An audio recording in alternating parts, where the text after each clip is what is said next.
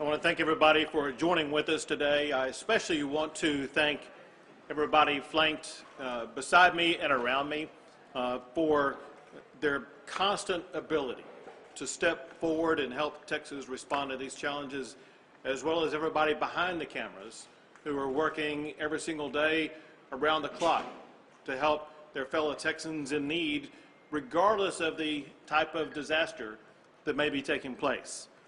Well, as we continue to respond to the COVID-19 pandemic, we are fully prepared to respond to the oncoming hurricanes of Marco and Laura. We had a robust meeting just moments ago to get up to speed on exactly where we are, what has been done, what may need to be done. And in addition to that, I had the opportunity yesterday to visit with several of the county judges along the coast that could be most heavily impacted by this. Let me start out by saying that because of these ongoing or oncoming hurricanes, I am declaring a state disaster for 23 Texas counties. These counties include all 22 coastal surge counties as designated by the National Weather Service. In addition to that, it also includes Bexar County, which is included for staging and sheltering. In addition to the state disaster that I'm declaring, I'm also declaring and requesting that the President declare a federal emergency for these 23 counties. This will help the state meet critical emergency protection requirements, including evacuation and sheltering. If you'll bear with me, I'm going to run through the counties that are included in the 23 counties in alphabetical order: Aransas, Bexar, Brazoria, Calhoun, Cameron, Chambers, Galveston, Hardin, Harris, Jackson, Jasper, Jefferson, Kennedy, Kleberg, Liberty, Matagorda, Newton, Nueces, Orange, Refugio, San Patricio, Victoria, and Willacy. Obviously, as the storms progress, there may be additional needs to expand the counties that would be subject to the disaster declaration. In visiting with the team behind me earlier, I want to report the following that shows how Texas is prepared to meet these oncoming storms. For the Texas Military Division, which includes the National Guard, they are rostering 860 personnel, helicopters, C-130s, high-profile vehicles, sheltering teams, disinfection teams, as well as mobile testing squads, remembering this key point. And that is, as we are working to perhaps relocate temporarily some people that need to go to shelters, we must be very mindful of the ongoing need to protect against the spread of COVID-19.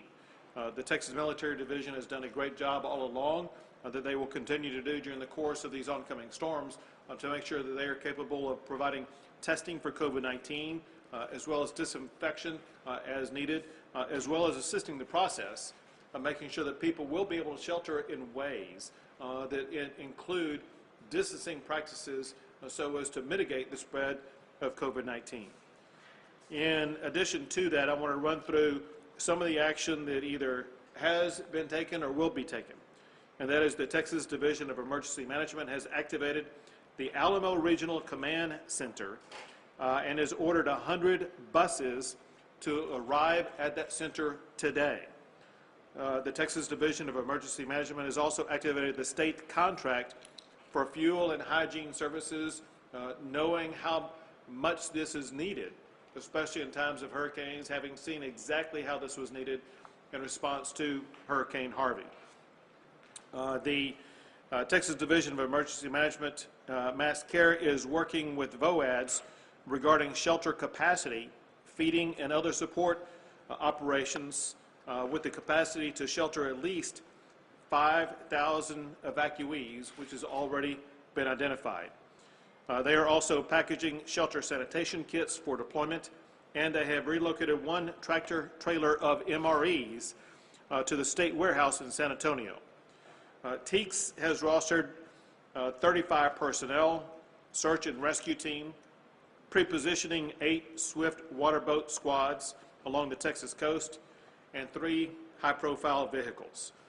The Texas Department of State Health Services has activated 50 ambulances and medical incident support personnel.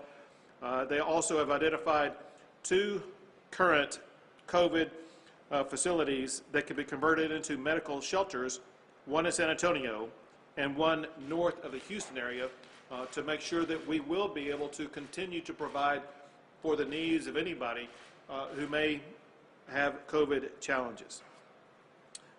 The Texas Department of Transportation has identified high-profile vehicles to support evacuation as well as response, and they have 7 miles of water barriers as well as contractors on call in the event that flooding occurs, especially on Interstate 10 near Winnie, and people may recall in past hurricanes and some other storms that we've had, I-10 in that region can be submerged underwater. And we are prepared for that possibility, especially with it looking like the 2 storms may each cross near the Texas border with Louisiana. The Texas Health and Human Services Commission has activated the state ice and water contract. The Texas Department of Public Safety has rostered their Marine Swift water rescue teams and helicopters with hoist capability, 4 boat squads, 1,000 highway patrol troopers as needed. The Texas Commission on Environmental Quality is fully engaged and prepared to respond as needed, especially respond to any hazardous materials that may arise, whether it be air quality or water quality. They are working with the EPA on air monitoring, and they are in contact with refineries in the area to make sure that any action that is needed will be able to be taken and taken very swiftly. The Texas Parks and Wildlife Division has assigned 65 game wardens to respond. Also, they are providing helicopters, personnel with water rescue, as well as drones and canines. Texas Task Force 1 and Texas Task Force 2 are both fully engaged. They will deploy 150 personnel tomorrow. That will include swift water rescue teams, helicopter evacuation teams. In addition to all of that, the Texas Forest Service is fully engaged and prepared to respond as needed. And then lastly, I will say that I had the opportunity before this to speak to both the regional director for FEMA as well as the head of FEMA in Washington, D.C., Pete Gaynor, both of whom have committed to work collaboratively with Texas to make sure that we have everything that we need to respond to these ongoing or oncoming hurricanes. Lastly, let me say this, and that is it's incredibly important for everybody who could be in the pathway of these storms to constantly heed local warnings about what may be happening in your community, understanding that this is very swift moving and there could be rising water happening very quickly. And so it is essential for everybody who could be in the pathway of these storms to do everything you can to stay informed about what's happening. Remember the standard language, and that is, do not drive into high water, turn around, don't drown. We lose so many lives of people who drive into water. We do not need that to be taking place. And so heed local warnings. And then the last thing, and that is, as we respond to these oncoming hurricanes, it is essential that everybody in every community continue to do everything that you can to maintain your distance from others, to remember the safety practices that you have adopted over the past few months, and that is to wear a mask, to sanitize your hands, to use all the strategies that now have proven to be so successful in Texas. What we've seen over the past few weeks is a ongoing decline in the number of people testing positive for COVID-19, an ongoing decline in hospitalizations, and an ongoing improvement in the COVID-19 numbers. We cannot allow these oncoming hurricanes to set us back in the advancements that we've made in combating COVID-19. With that, I will pass it to the Chief of the Texas Division of Emergency Management, Chief Nim Kidd. Thank you, Governor. And to echo the Governor's comments, I need the public to really pay attention to this storm. Right now is the time to start to prepare if you have not done so already. We've got a lot of weather briefings, the National Weather Service, National Hurricane Center, a high degree of uncertainty in the forecast of this storm. However, models do show over 15 inches of rain and potentially up to a Category 3, which would be a major disaster for us. So please, local partners, take the time to prepare now. Very appreciative of our local county judges and mayors that are totally engaged in supporting us, especially the men and women that are standing behind us, and their people that are out in the field, and all the folks that have been working in this room around the clock for a very long time now, Governor. Our team is ready. We will work on this together. Thank you, Chief. And to follow up on that, last comment, then we'll take some questions, and that is, for people who haven't heard, we are prepared, especially for Laura, to turn into a potential Category 3 hurricane by the time that it makes landfall. And there are some projections that push that onto the Texas coastline. And so this is the time when everyone needs to begin preparing for these oncoming hurricanes and make sure that you take action to save your lives. Remember, your life is far more valuable than your property. Your property can be replaced, your life cannot. Make sure you do everything you can to save your life and the lives of others. We'll take a few questions.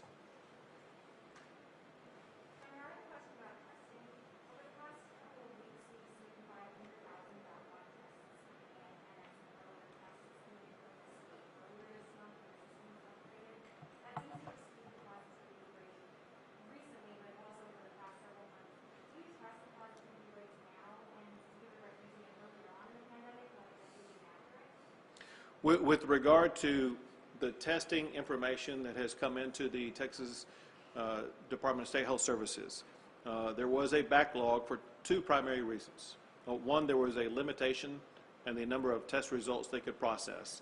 That limitation has now been fixed, and there is no more backlog because of the limitation in being able to import into the system the number of test results.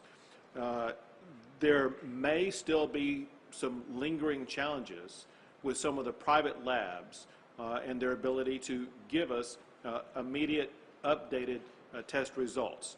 We are continuing to work with those private labs for a quicker turnaround. So all that said, the data that we have now is far more accurate than what we had last month and maybe even a couple of weeks ago. That data should be very close to being perfectly accurate in the coming weeks and coming months. Hence, we're now to a point where we have a far more reliable positivity rate, as well as a far more accurate number of people testing positive. All that said, one very important fact for people to remember is that first, anybody who has tested positive, they would have been provided that information immediately by the healthcare provider. Second, a very important fact for people to follow as we continue to respond to COVID-19 is the number of people hospitalized who were tested positive for COVID-19. That data is very accurate and very current. And one thing that we have seen across the entire state is a reduction in the number of people hospitalized because of COVID-19. That is the most positive sign that we could see. Hey guys, let's stay on topic here for right now. We'll take some off-topic questions at the end. Anyone have any questions about the storms or hurricanes? Let's get those out of the way first. All right. All right.